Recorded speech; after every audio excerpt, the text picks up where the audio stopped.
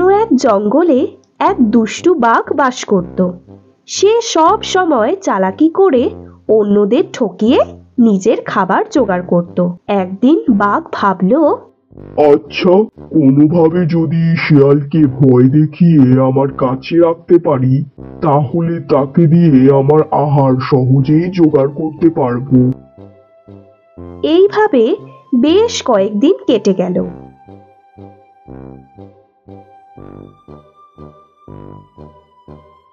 একদিন বাঘ একটি শিয়ালকে জোর করে নিজের কাছে ধরে রেখেছে। বাঘ যখন যা চাইতো শিয়ালকে তাই করতে হতো, না হলে তাকে প্রাণের ভয় দেখানো হতো। একদিন বাঘ আর শিয়াল বনের মধ্যে দিয়ে হেঁটে যাচ্ছিল। কিছু দূর যাওয়ার পর বাঘ শিয়ালকে বলল, আচ্ছা শোন, হ্যাঁ মহারাজ, বলুন, কি করতে পারি আপনার জন্য? আমার অনেক খিদে পেয়েছে, তুই তাড়াতাড়ি যা, কিছু খাবার জোগাড় করে নিয়ে আয়। ঠিক আছে, কোনো ব্যাপার না মহারাজ, আমি যাবো আর আসবো। সামনেই একটা বাড়ি আছে, সেখানে দুটো খরগোশও আছে, তার মধ্যে যে কোনো একটাকে নিয়ে চলে আসি। এই বলে শিয়াল সেখান থেকে চলে গেল। কিছুক্ষণ পরেই একটা খরগোশ মুখে করে এনে হাজির হলো।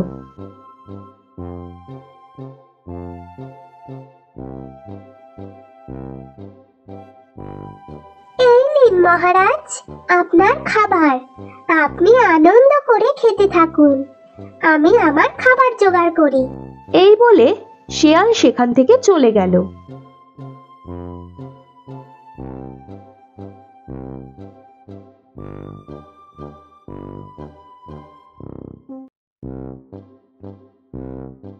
কিছুক্ষণ পর খরগোশটিকে খেয়ে বাঘ ভাবল, শিয়াল বলেছিল ওই বাড়িতে দুটো খরগোশ আছে, যাই আর একটাকে নিয়ে আসি, পেটটা ঠিক ভরলো না।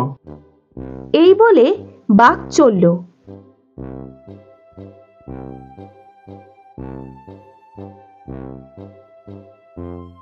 চুপি চুপি সে বাড়িতে ঢুকেও গেল।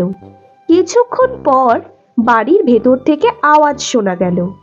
তারপর বাড়ির মালিকের হাতে বাঘ ভীষণ মার খেয়ে কোনো রকমে সেখান থেকে পালিয়ে বাঁচল।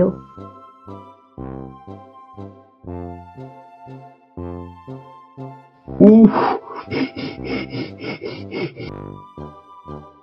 শেয়ালের কাছে ফিরে এসে বাঘ বলল, তুই খরগোশটাকে নিয়ে এলি, কিছুই হলো না, আর আমি আনতে গেলাম, ধরা পড়ে গেলাম, যত সব। তা এমন ভাবে রাক্ষসের মতো লোভ করে যেতে গেলেন কেন? আমি তো এনে দিতাম নাকি? এরকম ভাবে বাঘ যতবার শিয়ালকে নকল করতে যায় ততবারই সে ফেঁসে যায় আর মারধর খেয়ে ফিরে আসে। এই বাঘের হাত থেকে যে কবে রক্ষা পাবো কে জানে, তবে বাঘে পেলে বাঘকে আমি ছাড়বো না, ওকে আমি ফাঁদে ফেলবই, না হলে আমার মুক্তি নেই। বাঘ আর শেয়াল হাঁটতে হাঁটতে বনের এক অন্য প্রান্তে এসে দাঁড়ালো। তারপর বাঘ বলল, এই শিয়াল, যা যা, আমার খিদে পেয়েছে, আমার জন্য খাবার নিয়ে আয়, না হলে তোকেই খাবো। যাচ্ছি যাচ্ছি, পাশের গ্রামের একটা লোক, যাচ্ছি যাচ্ছি, পাশের গ্রামের একটা লোক অনেক ভেড়া কেটেছে, আর সেই মাংস একটা ঘরের পাত্রে পাত্রে সাজানো আছে, কিছুটা নিয়ে আসবো? না, এবারে আমি তোকে একা যেতে দেব না, তুই কিভাবে চুরি করিস আমি জানতে চাই, তাই আমিও তোর সাথে যাব। মানে কিন্তু তা কিভাবে হয় সাহেব? আমি তো বললাম আমি এনে দেব, তাহলে কেন? তোকে যা বললাম সেটাই কর, আমাকে নিয়ে চল। ঠিক আছে, চলুন সাহেব। এই বলে বাঘ আর শিয়াল ওই গ্রামের দিকে চলতে থাকলো। অবশেষে ওরা ওই ঘরের সামনে এসে দাঁড়ালো। ঘরের দরজা দিয়ে তারা ভেতরে প্রবেশ করলো। তারপর আনন্দের সাথে মাংস খেতে লাগলো। শিয়াল মাঝে মাঝে দরজার সামনে গিয়ে দেখে কেউ আসছে কিনা, তারপর আবার ফিরে এসে খাবার খেতে শুরু করে। কি হলো, তুই এত অস্থির হয়ে এদিক ওদিক ঘুরছিস কেন বলতো? বলছি সাহেব, আর খেতে হবে না, চলুন চলে যাই, কেউ এলে মুশকিল হয়ে যাবে। না, আমি এখন যাব না।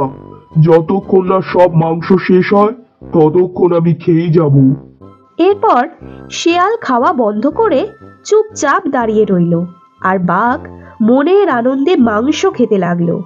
তার পেট ভরে গেল, সে ওখানেই শুয়ে পড়ল।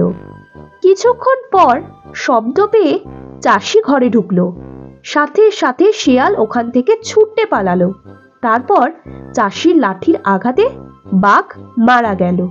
এতদিন পর শেয়াল বাঘের হাত থেকে নিস্তার পেয়ে মনের আনন্দে নিজের বাসায় ফিরে গেল।